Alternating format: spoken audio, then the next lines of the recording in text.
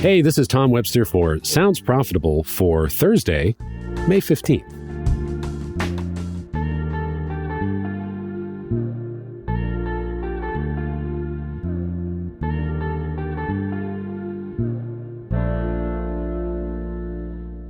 Next week, the Sounds Profitable team heads to my former hometown of London for the podcast show, one of my favorite events of the year.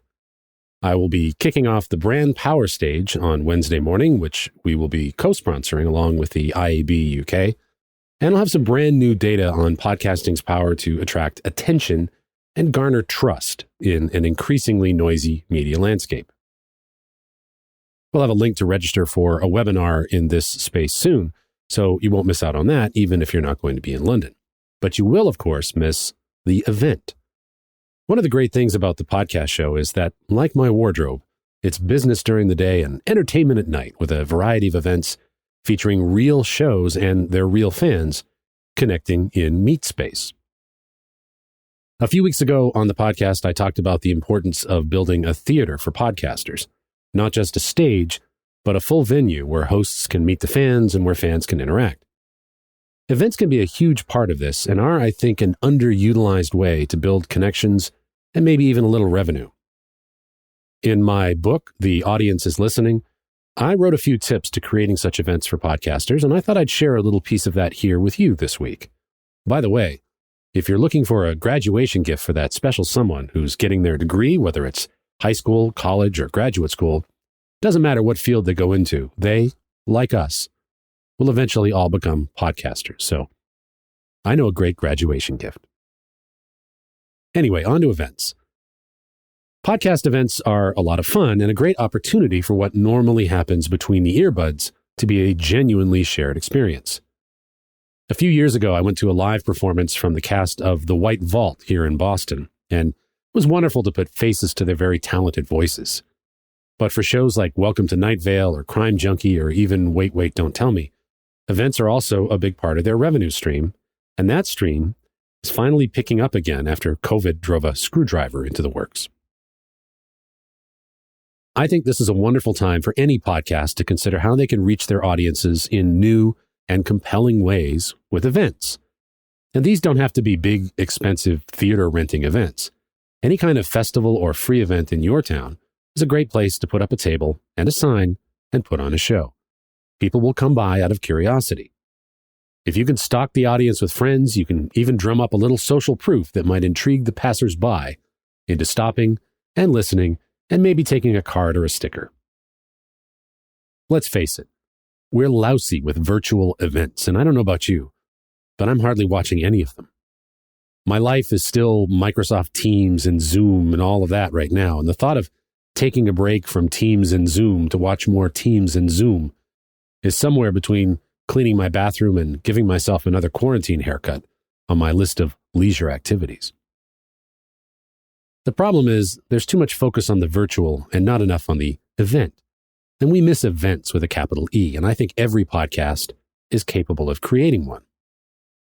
So here are a few random thoughts about how you could put on a show for your show. First, make it special. For some podcasts, just doing your regular show before a live audience is enough of an event to be an event with a capital E, because your audience gets to have a level of access that they typically never have. But now, I don't think that's enough to really stand out in an environment where the only variety in our days is what virtual background we're using. So pull out all the stops. Bring back guests from your best episodes. Pull in the biggest star you can grab. Redo some of your best bits. The point is, don't treat it simply like a video or live version of your typical show. Treat it like it's the last show you'll ever do. Number 2, make it scarce. Don't do this every week or even every quarter, or it's meaningless. A touring show like Wait, Wait, Don't Tell Me could do the same podcast in one city after another without alteration, thanks to the magic of geography.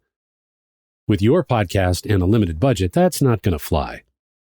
I have a lot of friends who are keynote speakers, professional speakers, and they're grappling with the same thing. If you basically give the same speech from city to city, but cities and events have been replaced by Zoom and Zoom, can you really keep giving your same speech? There are really 2 ways to go about this: time separation between events or limiting the audience. Back to COVID for a second. Not that I want to go back to COVID. One of the most delightful activities I discovered during the lockdowns were the online dinner parties being held by the cooking empire of Barbara Lynch, who was one of Boston's most successful restaurateurs.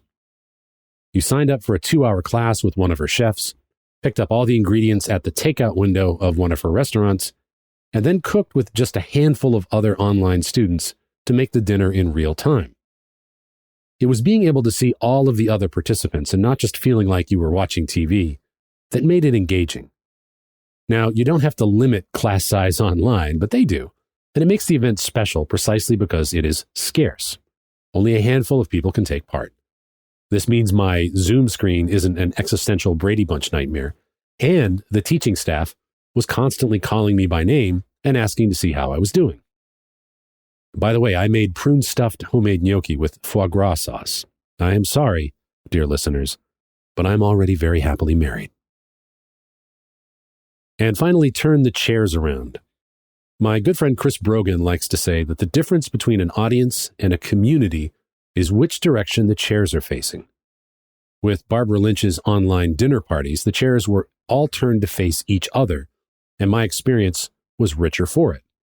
Your podcast, like all podcasts, is largely a one-to-many affair, but a virtual or live event are great opportunities for you to rethink that relationship entirely, break the fourth wall, and invite your audience in to co-create the experience. Really, making those listeners who want to be a part of the show whenever possible is always good advice, whether that's for an event or the regular show. Even people who would never call the request line at a radio station like to know that it's at least possible. Acknowledging your audience as integral to the show and to its content is something you really can't do enough of. Some people will take you up on it and some won't, but it will mean something to almost all of them. And finally, if your podcast has an event in the Boston area, well, let me know. I need to get out more. Speaking of which, if you see me in London for the podcast show next week, say hi. Thanks for listening to this week's article, Eventful Podcasting. For Sounds Profitable, I'm Tom Webster, and I'll see you next week.